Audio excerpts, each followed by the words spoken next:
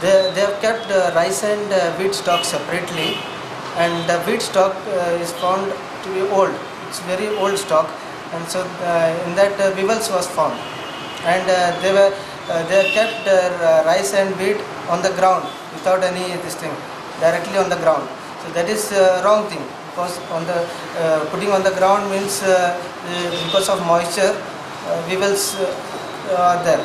So we have inspected the fair shop and sent a report to head office, and I have taken this memorandum also against them, and told them to submit the report explanation within 48 hours.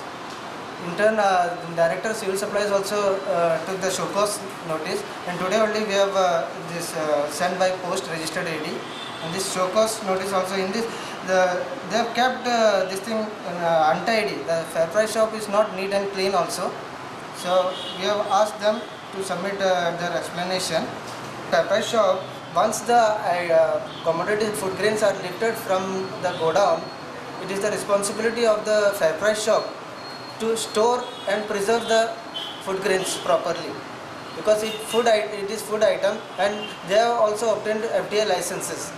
So FDA licenses is been given only after checking all these things.